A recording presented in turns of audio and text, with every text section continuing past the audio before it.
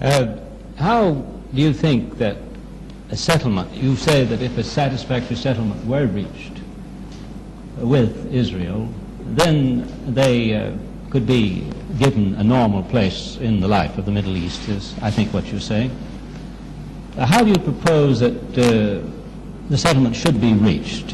What would you say of the Yaring mission, the mission of Dr. Gunnar Yaring, the United Nations envoy? Is that the way to go about it, or should there be negotiations with Israel or an exchange of declarations? What is your view of the way the settlement should be approached? Well, of course, in order to reach peace, we have to give up, or the Israelis have to give up expansion. If they insist about expansion, there will be no peace. From the statements of all the Israeli leaders, they speak about expansion. Both Jerusalem, the Golan Heights, and parts from Sinai, and parts from the Western Bank. So if we want, or if the world community want peace, they must feel that peace don't mean expansion to any party. Then after that, Israel was created by the United Nations. So in order to achieve peaceful settlement, this must be through the United Nations. Through the United Nations? Yeah. Through the Yaring mission or through other means? Any means. It's the same.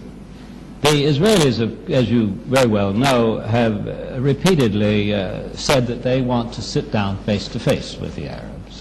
They prefer that method of approach, or keep saying that they do. What is wrong with that from the Arab point of view? I have just been in Paris, for example, where the United States is sitting down with the North Vietnamese and the Viet Cong. What is wrong with direct face-to-face negotiations? I might add that the negotiations in Paris are not proceeding very rapidly, but nevertheless they are going on. Well, of course, the question is different from the meetings of Paris. Now there is a nation, country with their armed forces occupying big part of the Arab territories, Sinai, the Western Bank of Jordan, the Golan Heights in Syria. So if we sit with them on a table to negotiate terms for peace, we'll be sitting on a table of capitulation. We'll be in the strong situation. And, well, they will ask, either we accept their terms, they will be in a position to dictate, or they will not leave the occupied territories. And, well, that's what they say today. They say today, either the Arabs do so and so and so, or will not evacuate the occupied territories. So, as I said, Israel was created by the United Nations. The United Nations was responsible about all these developments in this area, about all these troubles in this area. So we think better to have the peaceful settlement through the United Nations. Do you feel that a four-power guarantee of any settlement reached with Israel would be desirable? Do you want such a guarantee, or do you feel the need of such a guarantee? Well, I think if there is a guarantee to the settlement, we prefer to have this guarantee through the Security Council. The four powers are members in the Security Council. Would you, when you say a guarantee by the United Nations, would you envision then a restoration of some kind of United Nations force in this area? Well, of course, these are details. If we have United Nations forces in this area, these forces have to be according to our consent and according to the Israelis' consent. And we think that these United Nations forces have to be astride the borders.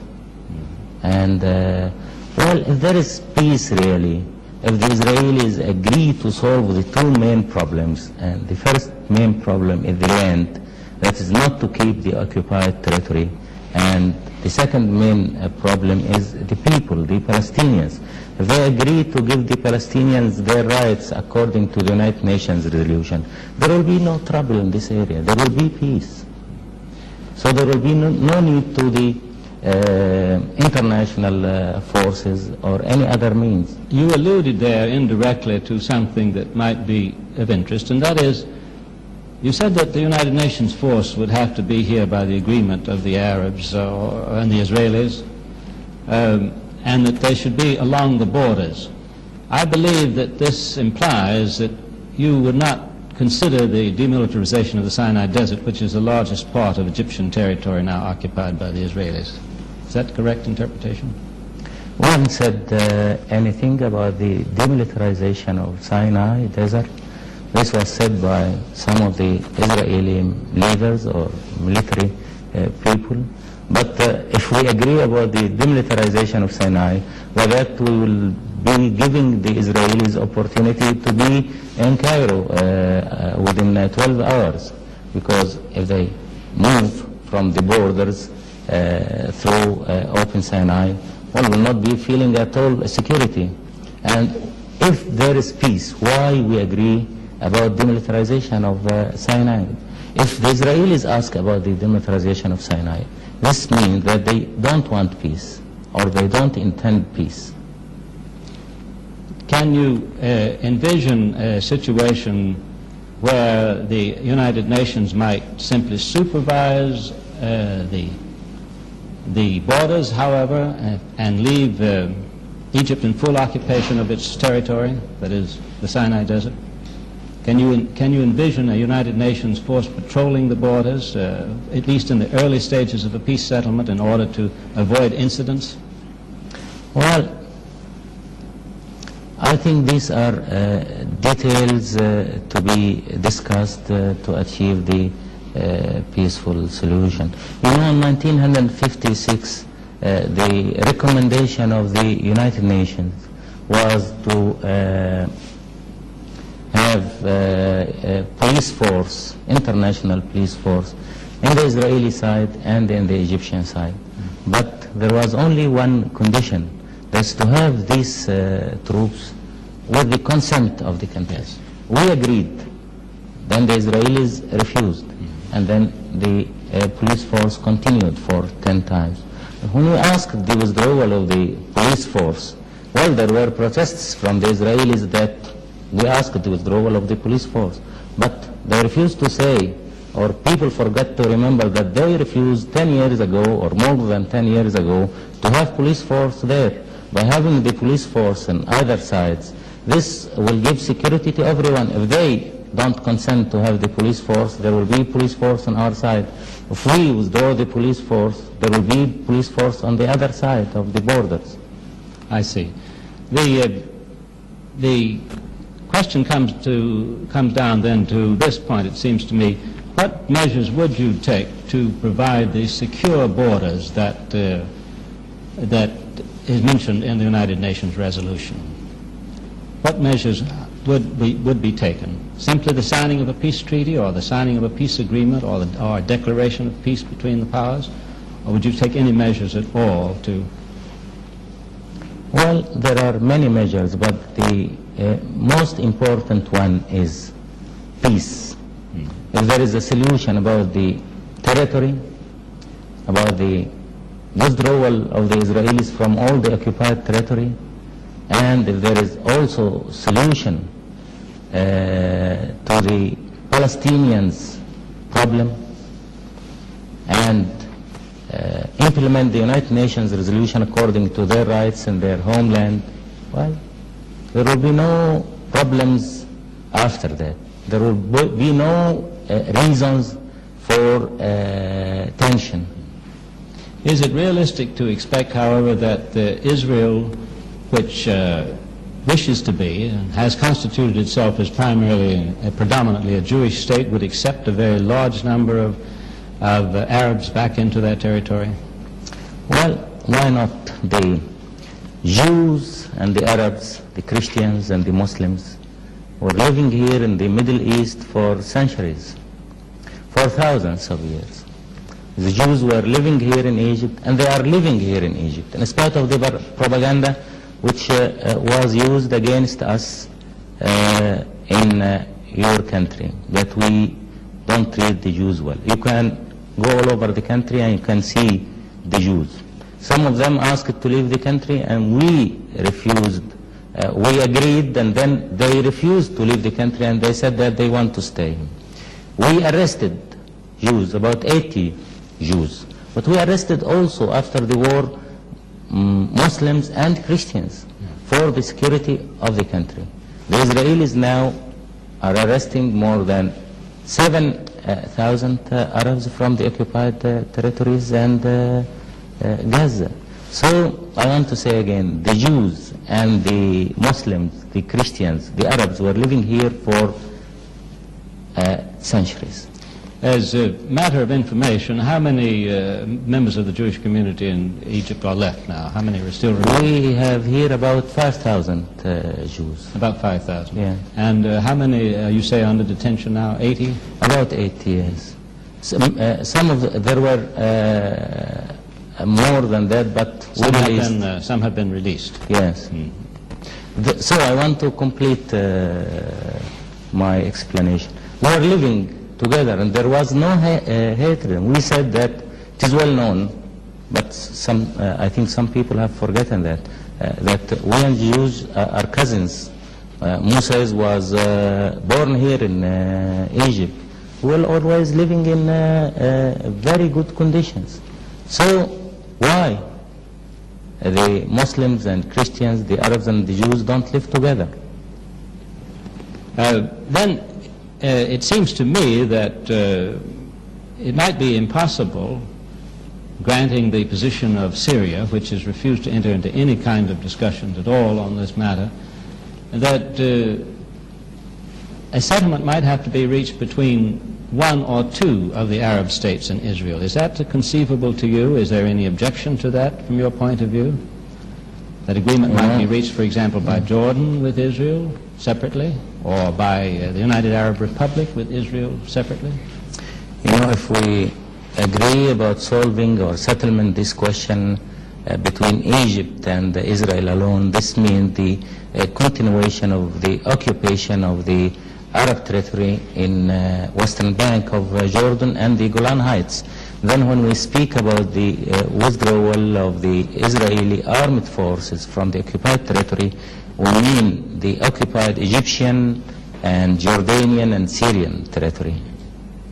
So if they only withdraw from one country and continue on the other countries, there will be no solution or settlement.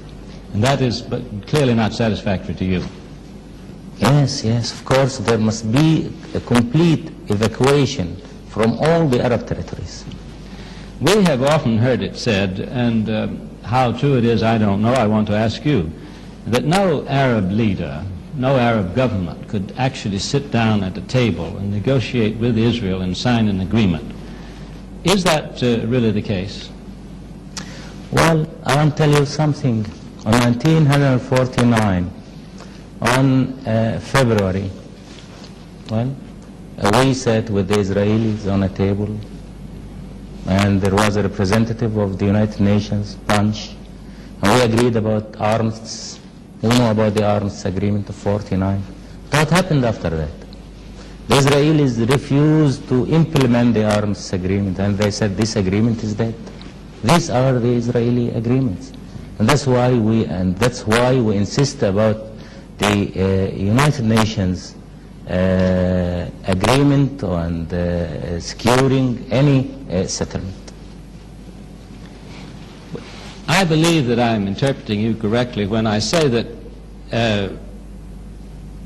let me first state Israel's position in this matter, and I'd like to hear yours. Israel holds, I believe I'm correct in saying, that in order to establish the secure and recognized boundaries that are provided for in the United Nations resolution, that there need to be some adjustments in the borders in various places in what was formerly Palestine.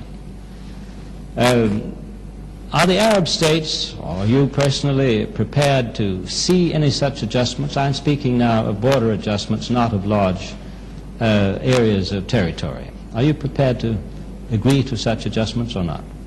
Well, if you remember the Security Council resolution, it was said about secure and recognized boundaries, not for Israel, but for all countries. Now Israel is trying to give the impression that secure and recognized boundaries is only for Israel. So we have to reach agreement about secure and recognized boundaries in connection with the Israeli interests. But in the Security Council it was not mentioning the Israelis, it was mentioning all the areas. Then let me say something for you. Our borders were here for years and years, centuries. So how anybody could ask me to agree to give him adjustments in these borders, or on other way give him parts from our territory. If a peace settlement were reached with Israel, what would happen to the Arab commando groups that are now operating against the Israeli occupation forces? These groups, Al-Fatah and the others, I think, have said that they would not support the 1967 resolution of the United Nations. Would they be disbanded? Would they disappear? What, in your opinion, would happen to them? Well, first of all, we have to say something about these groups. These groups are formed from the Palestinians who were expelled out of their country by 1948.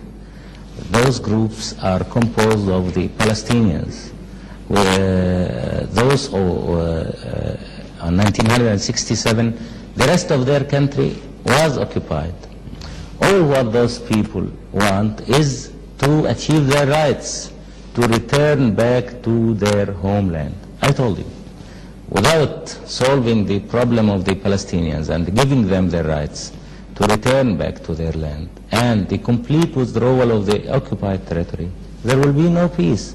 We'll be speaking about something which nobody will be able to fulfill. So if there will be peace, this means that the problem of the Palestinians will be solved. So there will be no big problem for them.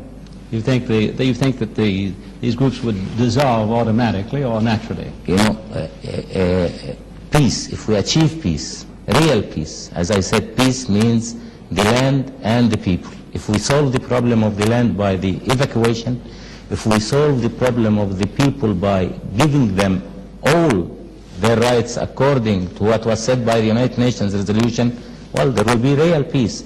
Well, then we should not worry about the Palestinians' commandos. Is American policy, to use Governor Scranton's phrase, which has now become so familiar, is American policy more even-handed in your view? Well, of course, the first thing which we feel that we are not dealing with Rostov brothers. Rostov brothers, I think you know them. One of them was in the White House, the other one was in the State Department. They were representing the point of view of Israel, not the point of view of the United States. Excuse me by saying that, but this was our impression. And also, you know, your representative in the United Nations by that time was defending Israel more than the Israeli representative. This was Goldberg. After leaving their posts, of course, they are now giving statements which are clearly let one know that they support 100% the point of view of Israel. Now, well, we don't have the Rostov brothers, we don't have Goldberg. There is a new administration and new people dealing with the question, but just beginning. Do you think this is an appropriate time for you to reestablish diplomatic relations with the United States? Well, I'll tell you something. Of course, we like to have diplomatic relations with the United States. But of course, in order to have these diplomatic relations with the United States, there should be a change, of course. Until now, there was no change in the policy of the United States. All what we want from the United States to be fair and to be just in dealing with this problem. We don't want the United States policy to be in our side. We don't want the United States policy to support us against the Israelis, but we want the United States policy to be just in dealing with the problems. We want even-handed, as it was said when Governor Scranton visited us before January. And the answer seems to be that you are not yet convinced that American policy is such that you would want to reestablish relations just now. Well, of course, the main point is the occupation and the evacuation of the Israeli armed forces. Of course, in order to establish relations, there must be a clear situation by the United States. And it is a question which is affecting our internal policy, because we will say to our people, we will resume the relations because of so and so. So we wait for that to happen. Do you think then that the United States is in position to require the Israelis to withdraw? We hope so. Well, before we end this conversation, President Nasser, I think we should take advantage of what is really a rare opportunity for you, and a rare opportunity particularly for our audience, an opportunity for you to address to the American people, personally and directly, any message you like. What would you like to tell the American people that I haven't asked you about? Well, I think that I have to say to the American people that they have to understand us, the Arabs, and not to listen to the hostile propaganda which is concentrated against the Arabs and against us, especially in the United States. And the Israelis are very, very influential and very clever in that field. I want to say also to the United States people that the Arab people have great appreciation to the United States people, and while the Arab people are friendly people and they want to have the opportunities for good and better relations between the two peoples, there is no direct conflict between the United States and the Arabs. The only reason for conflict between the United States and the Arabs is the Israelis and the United States taking the sides of Israel. We want the United States and United States people to be even-handed in this problem. Well, as they say in Washington, thank you, Mr. President, and goodbye from Cairo. Not all, thank you.